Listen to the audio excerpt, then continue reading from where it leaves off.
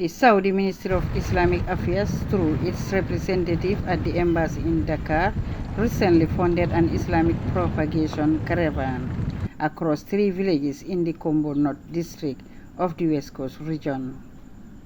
The caravan, coordinated by Imam Muhammad Saliba, was accompanied by 3 prominent Islamic scholars. The mission aimed to serve as a spiritual refresher on Islamic practices and the Sunnah of the Prophet, peace be upon him. The delegation visited 3 key communities: Kubune, first port of call, Makumbaya, and Kubariko. The central theme of the outreach was the second pillar of Islam, Salat, that's prayer. The scholars emphasized that for prayers to be accepted, they must be performed strictly according to the teachings of the Quran and the Sunnah.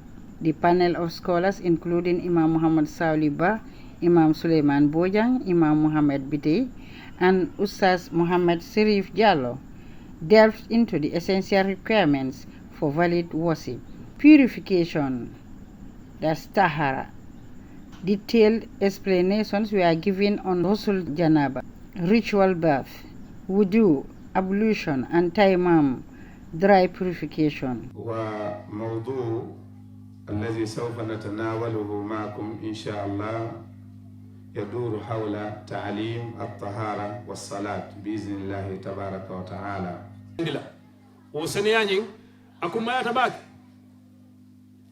إبي كان الله درم يدون سالو كنو bari process le bije nin seniyanyin ime fan seniyan dino jiola fendo fana se taraje mi alon ko se fan seniyan dino nyina la njuro kamala min se qualified dino ke sali at-tahara min adiyamula wala seniyati wo seniyanyin la lumol ya tala la fulalla seniya do bije wom koso quality ida kita janabo lati bang waranta kita yiliso lati ke fan seniya. Practical demonstrations were held to show the correct physical postures and recitations of prayer.